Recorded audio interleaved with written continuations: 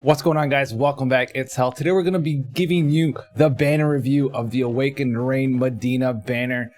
A little bit of the units on it. We'll talk about the strengths of some of these dudes, and then my overall opinion whether or not you should actually pull on this specific banner, guys. So let's get into it real quick here. We'll briefly go over Sean Toto. She's a 3-star base, 5-star max. She's been around for a long time. Her primary use is a tornado chaining partner and like 10-man trials, or maybe even like 5-man trials. If you just started the game, you can chain with Barbarisha and other users of tornado to gain access to the chaining mechanic, which is, as you know, an extremely powerful mechanic and the best mechanic in the game. Outside of that, she can finish a little bit with Aroja herself here. She gets it at the very end. You get tornado and Aroja, her new 5-star form at the very end. Pretty easy to level up. That's really all she's for. She's got a decent TMR as well. Magic plus 30%. Maybe if you collect a bunch of her, eventually you'll get one of these, maybe with some of them free Trust Moogles from the front point summon as well. But outside of that, that's really all Sean Toto's good for. Now, Schilt is also on this banner. He's the only 4-star base. He does go up to 6-star max. And Schilt is a good opportunity for you to get a magic tank if you do not currently have one. His TMR is very nice. Especially for like Leela out there. You can put this on like a healer or a magic tank if you do desire, but most of the time you want a combination of like either spirit and HP or some sort of elemental resistance. So spirit on its own is okay for magic tanks, but you really want like HP plus spirit. So not the best thing ever, but definitely a strong contender there. 25% raw spirit and then another 25% spirit if you use it in a staff. On top of that stuff, some other cool little useful things that Schilt can do on top of the AoE magic tank here with the Triskelidelia wall, as I like to call it, the Triskelidelia wall here, chance to protect allies from magic damage. This has a 50% proc chance, but because it's every character on your party, it's going to proc almost always against AoE magic attacks. So the 50% proc right there, not that big of a deal. He does have reduction, which is mitigate magic damage by 15%. So you put this on anyone, you put it also on himself, so it makes him a little bit tankier against non-elemental magic damage, or even elemental magic damage if you don't have the ability to raise your resistances to cap. Outside of that, his other main thing is that he's got Interception and Reinforce. Interception is an insane utility skill. It gives stop resistance, one of the few ways to make your team immune to stop right now, and then it also has attack, defense, magic, and spirit break resistance. So that's an insane sort of little utility that your magic tank can bring to you when you're using Schilt. Outside of that, he doesn't do anything super insane. Outside of his LB, if you max his LB out, you have Ether Crust, which mitigates all damage by 42% for 3 turns to all allies. Then it gives you a nice little light and dark resistance bonus by 30%. So, you know, the little things that Schilt can do, pretty easily accessed on this banner to him being a 4-star and the only 4-star. Now let's run into Mediena here, the magic attacker. Let's break down all of her useful skills, all of her not so useful skills. Okay, so she's a mage. She's got a little bit of support attached to her. Her Trust Mastery is pretty strong, as we talked about before. It's Quintessence going off the screen because it's got so much stuff, but enables dual wielding of one-handed weapons. Okay, and then it gives you magic plus 15% if you're wearing a rod, and magic plus 15% if you're equipped with a robe. And these do stack, so you can get magic plus 30%. It's a very extremely powerful TMR for mages. The only problem with it is that now that item world's out and we get access to stronger and stronger, and as you get access to stronger and stronger percentage bonus mage, you know, focused equipment and materia, you may find yourself hitting the magic cap relatively easily, and so this might end up just being a dual wield for you. So keep that in mind. If you're just using like dual wield or Genji glove, you're probably totally safe just sticking with your dual wield or your Genji glove for now, especially if you have Genji glove for your mages. So Quintessence depends on your gear.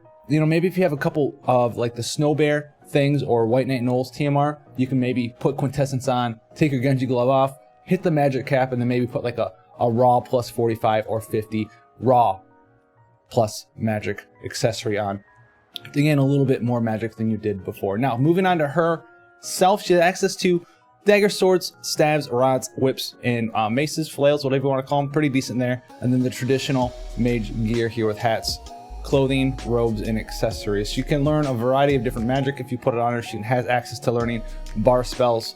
She has dual cast all magic, so if you do need to put like a bar spell from an Esper or a bar spell from a materia on her, she does have access to that for some more supporting options there. Now her traits here, are okay. Magic plus 20%, magic plus, or MP plus 20%, excuse me. Wish it was magic plus 20.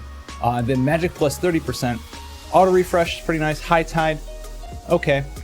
Eternal Witch makes her immune to sleep disease and petrify, that's decent. Gets HP plus 30% and then Rod Mastery. So between all of her passives here, she gets 80% magic bonus. That's pretty decent. That's pretty decent there. Moving on to her magic spells though, you can see what she's really focused around. Okay, so she gets access to Dispel. All right, so she's got that. Then she has Faraja, Thandaja, Aroja. She's got a bunch of the Aja spells. So she can chain finish with all the Aja spells, but this isn't really a new thing. We have a lot of units who can do something similar to this with the different Aja spells. Now, the one unique utility that she does kind of have access is she has the, we'll call them the Duh spell. She's got Duh Fira, Duh Thundara, Duh Lightra. I think that's it. She might have one more. I think that's it though. I think she's got the Fira, the Thundara, and the Lightra. I don't think she has like the Arrow. What a weird name of spells. But outside of that, she also got Banishka. Nothing unique there. And then the really unique thing she has access to, she's the first unit here with Freeze. Okay, Freeze is like a tornado. It does not have the same frames. It's only an 8 hit, so it's not going to chain with very many things. I don't even know if it chains with anything in the game. 140, 14, 14, 14. I don't know of anything that has a 140 delay into 14, 14, 14. But you can dual cast Freeze into Zoblizza. All right, Zoblizza here's a 1.2 times multiplier that stacks up to 9 times. Each stack gives you an additional 1.2 times multiplier. And once you hit max stacks, it's going to give you an additional 12 times multiplier to one enemy. So you can hit 12 times. Most Aja spells hit up to 6, so this is worth, you know, 2 Aja spells. It stacks a little bit slowly, but you can freeze into Zoblizza. So a lot of you guys out there have been using Barbarisha to use, you know, Tornado into Aroja. This is basically twice the strength of Tornado into Aroja chaining. She can also chain finish just by casting 2 Zoblizzas, but that's where her problem lies as a chain finisher, is that there's a bunch of other, she's not bad, but there's a bunch of other characters, mages specifically, that kind of do that right now, and they just have higher multipliers. Right? You have Dragon Lord with his 30 times multiplier. You have even the Emperor, who has a very nice multiplier when all of his fires from below stacks are up. You have CG Sakura, she stacks up to times 15 each, and she can double cast. At 7-star, Mediena does get triple cast Black Magic, but a lot of the other units get double cast their skills or even quintuple cast their skills with their higher multipliers. So look out for that in the future. Her LB here, not the greatest thing in my opinion at 6-star. You do have Cosmo Plume, 20 times, not 20 times multiplier, 20 LB crystal cost. It's a 4.2 times multiplier at max with ignore 50% spirit, so an 8.4 times multiplier, not that high.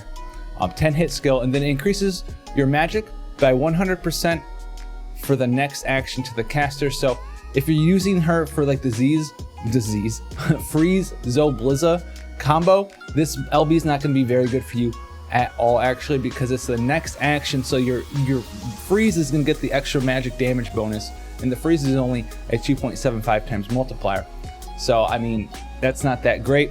And then if you want to use her for a chain finisher, you're using Cosmo Plume into double Zoblizza, when you could just double Zoblizza into double Zoblizza and do more damage that way, because you're taking the turn off to do magic damage. So it's only good in that sort of scenario if you are taking the turn off anyway, right? Maybe there's like a threshold or something in a 10-man, or a mob makes himself immune during a certain phase of the fight. But outside of that, you won't really use Cosmo Plume that much. At 7-star, it gets a lot better. The multiplier goes up, and then it gives your whole party like a Bard buff as well as doing the magic increase bonus. So Mediena, she's all right. I wouldn't pull for her specifically. Her team is cool, but could also at the same time, like I said, be outgeared pretty easily. She's a decent chain finisher. Her best use is to freeze Zoblizza and then use 2 Medienas together like you use with Barbarisha right now with Tornado and Aroja. But outside of that, she's good. If you get her, you can use her for sure. She'll be fine, but definitely not like a meta breaking unit. She's like run-of-the-mill average mage in my opinion, and going into 7-star, she's pretty good, but also still ends up being like a run-of-the-mill, middle-of-the-road sort of unit. Now let's get into the boy. Awaken Rain, dude. Check out that pose, man. He go, stop. That's what he's gonna tell everyone. Tell everyone to stop. So as you can see here, his job as a knight and his role is a tank, magic attacker, support. 3 roles. This boy knows no limits. He's going further beyond, as my boy Clay likes to say. All right, Trust Mastery, Protector of Lapis. Nerfed in global, you can't stack it. I'm sad about that. Why do you keep making everything unstackable? But it's insane. It's HP plus 20%, Spirit plus 40%, and increased limit burst gauge by 2 per turn. I wish we could stack this. Take the 1 off of there. I want to get a bunch of these, even though I probably won't get into Awaken Rain. Amazing TMR for supports, for healers, for tanks, magic tanks like Magic Knight Rain, Awaken Rain is. It's insane. Helps you get your LB up, gives you a decent amount of HP. That's quite a bit, 20%. Gives you 40% Spirit. Absolutely nutty. If you get this, definitely think about farming it up. Even though you can't stack it, maybe think about farming up a couple of them. Put one on your mage tank. Put one on your support, like your Lid or your Riku or something. Put one on your healer. Who knows, man? The possibilities are endless with this. So his stats very nice here. He hits 187 Spirit. After pots, he hits like 165 defense. That's pretty much it. And his HP is insane. He goes over 4,000 health after you pot him up. That's nutty. His elemental resistances, he's got nothing natively, but that'll change as we go over his skills. His weapon selection is crazy good for a tank. Knives, swords, great swords, hammers, spears, flails, and fist weapons. So that's awesome. He's got light shields, heavy shields, hats, helms, clothing, light armor, heavy armor, and accessories as always. You can also give him level 6 white magic and level 8 black magic if you want to give him black magic for some reason. Now here's the one right here. This is one of the big reasons that you want that Awakening Rain gets pretty crazy, especially with the introduction of Item World, is he can wear Crimson Saber, which is 90 attack, fire, elemental, greatsword. That's fine. But it also gives him the effect of Crimson Soul, because he's a Rain, so he gets Rain, Vagrant Night Rain, and Awaken Rain can get the Crimson Soul buff, which increases your HP and MP by 30%. And then once the Greatsword Item World comes out, not available right yet, but we'll get it probably the next time we get Item World, you can give him like another 30% HP, 40% HP if you're really lucky, and it'll stack with this, and you can give Awaken Rain like 70%-ish HP with just the Crimson Saber equipped. No other tank can equip a weapon and get 70% HP. Ridiculous. Absolutely ridiculous. He can wear range clothes as well if you want him to be resistant to blind, paralyze, and petrify, in addition to everything else that he's already resistant to, if that's something you're looking forward to. It's also got a little bit of Spirit and MP plus 10%, but you can probably find something better than this. There's going to be some niche scenarios where you want that resistance. I don't think he's natively resistant to paralyze. I think he's got petrify resistance. The Rain's Insignia is alright. It gives him auto refresh. You won't really need that with him. And then HP plus 15%. So nothing super crazy there, but the sword is nutty. Now let's get into his skills. Almost all of his skills are worth talking about. We have Spectral Field. Mitigate damage by 30% for 1 turn to the caster. It's only 1 turn.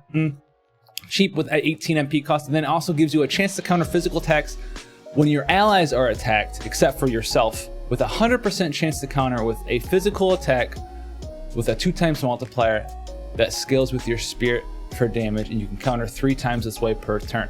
So this helps him counter a little bit. A lot of the fights that we see often nowadays are you bring a magic AoE cover tank and then you bring like a provoke physical tank, so you can pop up Spectral Field and we have nothing else left to do. Your physical tank's still provoking, he's still gonna get attacked, and you'll counter 3 times, build a little LB generation for your team there, as well as mitigate some damage for yourself. And that the damage mitigation is only there for 1 turn, but you'll counter for the next 3 turns, so you can get 9 hits off. That's gonna help you build up your limit burst gauge, which you can see is pretty important down the line for not only your other units on your team, but Awaken Rain himself. So he's got Escort Leader here. Increase attack, defense, magic, and spirit by 60% for 3 turns, all allies. Not the greatest. If you don't have a bard on your team, that he'll fill that role for you a little bit early on, but you probably have a better bard if you've been playing for a while. Now he's got Standout, which lets him double as a provoke physical tank and an AoE magic cover tank at the same time with like no Moogle plushie shenanigans. So increases chance to be targeted by 100% for 2 turns to the caster, as well as mitigates all damage taken by 30% for 2 turns to the caster. So this skill's pretty important because not only can it let him absorb AoE magic damage and single target physical damage at the same time, but even if there's not any single target physical attacks in that fight, you can use the AoE magic cover, and that'll give you the cover damage mitigation. We'll get to that skill in a second. You'll get cover damage mitigation from that, and then you can stack it with Standouts, all damage mitigation, and get 2 forms of damage mitigation right there on your tank. And he comes with that natively, so that's really strong. He's got Complete Awakening. This costs 36 Limit Burst Crystals. Increase attack, defense, magic, and spirit by 200% for 3 turns to the caster. This is probably at least 100% better than whatever bard buff you have in your team right now. So you're going to go 100% above what you're already getting. So you're going to get like another an additional 180, 190 sort of like spirit, attack, defense, magic. Oof, that's crazy. That's going to be a lot of damage mitigation for you. And then it also mitigates damage taken by 30% for 3 turns to the caster. Heals you for 6,000 raw HP with a 15 times healing modifier split over 3 turns. And remember, this is a magic damage tank, so you're going to stack a bunch of HP and spirit on him. So that big healing multiplier is going to come into play. You're going to be healing for, depending on your gear, like 5,000, 6,000 HP per turn. Probably pretty easily there. And then refresh 20 MP with a 0.2 modifier split over 3 turns to the caster as well. This skill doesn't cost MP, it costs limit burst crystals, so you'll be able to regenerate some nice MP there each turn too. So we have a rising ray, which is magic exclamation point or whatever, asterisk. It's a physical attack with magic damage, which means that you can actually dual wield your awakened rain. Should be able to get the dual wield benefit by attacking 2 times with this skill. It's a magic damage modifier 3.6 times your spirit. So think of like as like a mini Leela. It's a 10-hit skill. I don't think it actually changed with anyone. 110, 999999999. So I don't think that changed with anybody. But you can bring an awakened rain friend and have them chain rising ray together. That's weird. Also, since it's a physical attack with magic damage, you should also be able to elemental chain if you decide to do that with double Crimson Saber. Yep, that's cool. So you can elemental chain with your Awakened Rain if you so desire. Probably won't do that though. He's a tank, guys. Magical Distraction, extremely good skill. Physical damage 1.7 times multiplier to one enemy with a 60% magic break for 5 turns. This is the highest magic break on demand that we have in the game right now. So we're talking about non-limit bursts. No 74% lid limit burst or anything like that. This is on par with Enhanced Ramza. This is on par with CG lid. And this is a tank. And it's magic damage. If you bring an Awakened Rain to your party, you probably are going up against magic damage in some form or fashion, and you can break by 60%, assuming the target is not immune to break. So that's an insane utility as well. He's got complete focus, increases his spirit by 200% for 2 turns, and then enables access to the following ability for 1 turn, which is Unleashed Focus. And Unleashed Focus should be, we'll see it down below, a 10 times modifier. I think it's a chain finishing 1 hit, might be multiple hits, with your spirit as your damage skill. So that's like Heaven's Shift from Leela. And I don't know, we'll have to see if that's a physical attack that does magic damage too. Then of course it's got Energy Wall here. Chance to protect all allies from magic damage with 80% proc chance with damage mitigation of 50 to 70%. So you can mitigate up to 70% damage with this. Stack it with some other mitigations, or like a Hyper Null or something. And maybe even guard and get up to like 90% damage mitigation from all damage. Or not all damage, but magic damage. Rain is a tank. Oh, he's so tanky and he does so many things. Now let's get to his traits. More reasons why he's crazy. Okay, so keep track of the defense and spirit buffs in your head. Write them down on a piece of paper. Okay, we have Guardian's Fighting Spirit, increases defense and spirit by 30% each. Okay, that's a passive. And then he's got native chance to like single target cover, 30% chance to block someone that's getting attacked by a magic attack. This is probably not going to come into play too often, but it is something that can come into play when you're in a trial with a preemptive magic attack. As soon as the battle starts, the enemy can fire off some magic damage, and Rain's going to jump in front of somebody and save them on average, especially if it's an AoE one. Now he's got Awakening Power, increases HP and MP by 50%. Okay, and then attack, defense, magic, and spirit by 30%. So remember, his HP after pots is like 4,000 base. Okay, this is going to give you another 2,000.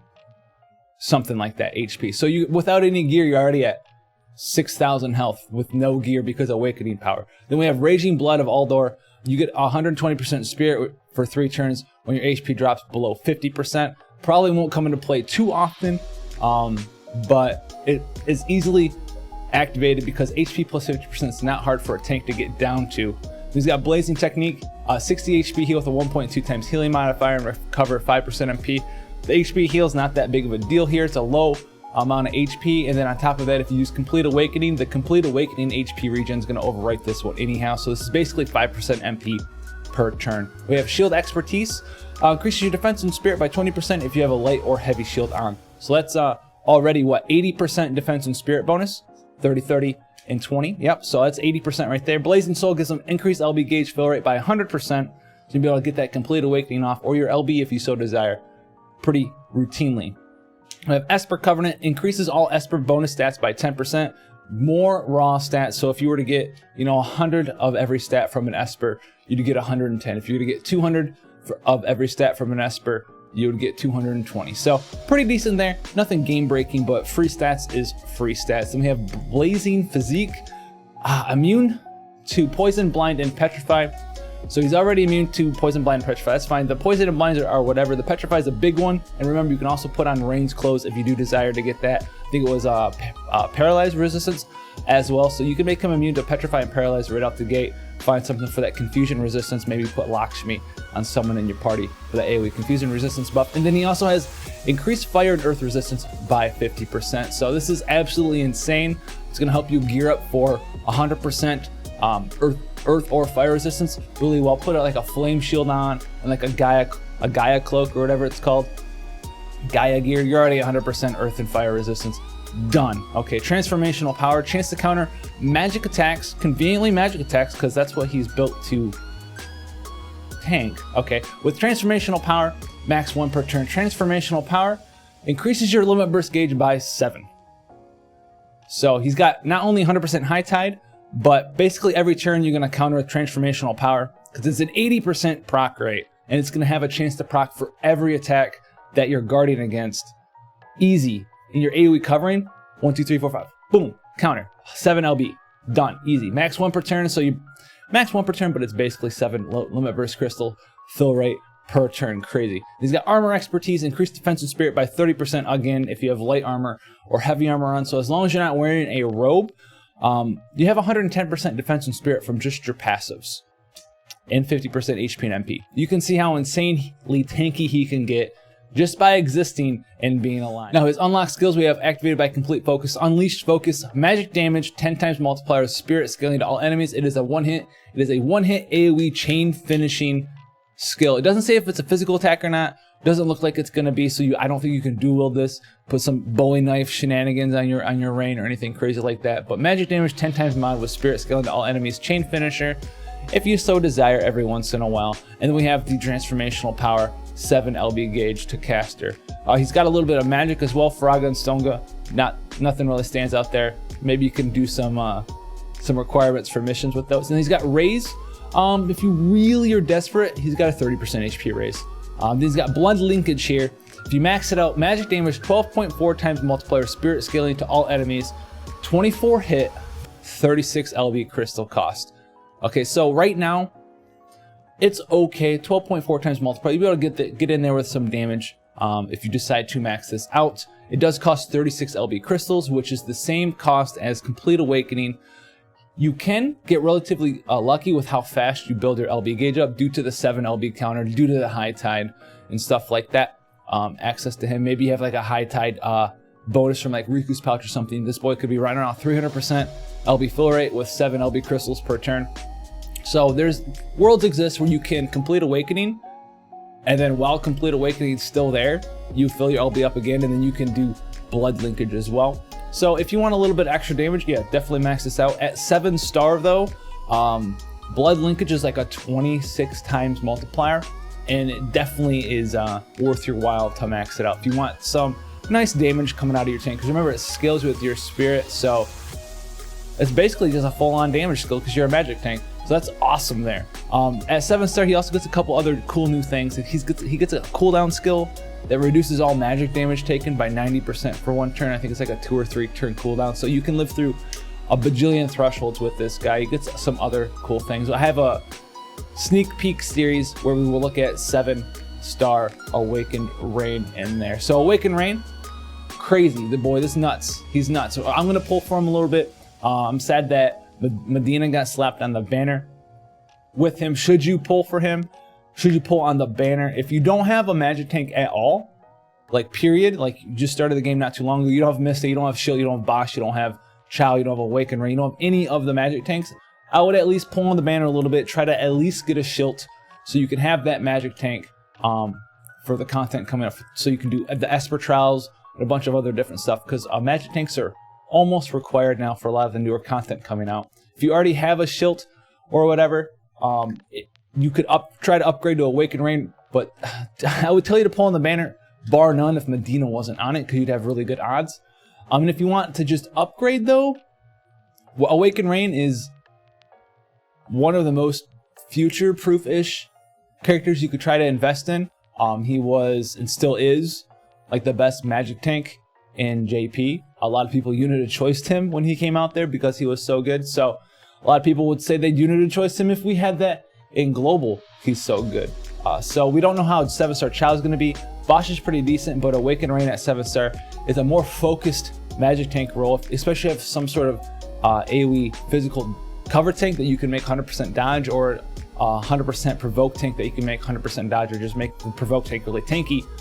You don't really need a super OP physical tank. So I would invest in Awakened Rain for sure. And the other thing to keep in mind is, as far as I know, Awakened Rain isn't supposed to show up on any other banners for a long time. I think in recent memory, I think the only other banner I remember him being on is the Axstar banner that literally just came out like a week or two ago in JP. So that's the last time I remember him being back on a banner. He might have sneaked his way into a banner somewhere else, like a developer's choice banner or something, but I don't remember him being on very many other banners. That being said, Star Ocean's coming out next week, but I don't see them getting 7 stars. We haven't heard anything about the Star Ocean banners getting 7 stars either. So while those units are really cool, if they don't get 7 stars, they're going to be pretty useless unless they get some giant buffs in a 7-star, because they're going to be stuck at 6-star for them. We should have gotten them, a while ago. They're kind of outdated and stuff. So I wouldn't feel too pressured to worry about the Star Ocean banner. Plus, you have time to wait. Even though this banner is only 1 week long in duration, we should at least have a little bit of news about the Star Ocean stuff before the Awakened Rain banner ends, because Star Ocean is next week. So maybe like Wednesday, Thursday, you'll get some idea of what the Star Ocean stuff is going to look like, and you can make your decision then. So don't feel pressured into not pulling, or don't feel pressured into pulling. But Awakened Rain, dude, he's insane. So that's what we're going to be doing today. We're going to be pulling tonight, 7 p.m. Eastern. We're going to do a short stream because we're still having problems with the PC, sadly. So we can't really play the game, but we can do pulls in Nox for sure without the game going crazy. We're gonna do some nice stuff, so drop by for sure. If you want to see previous content, check out the playlist section. If you want to see future content, I'm going to do an Awakened Rain TLDR Advanced Unit Guide tomorrow. Definitely swing by, check that out, hit the sub button, turn the notifications on so you can see that content when it's released, and I'll see you guys in the next one.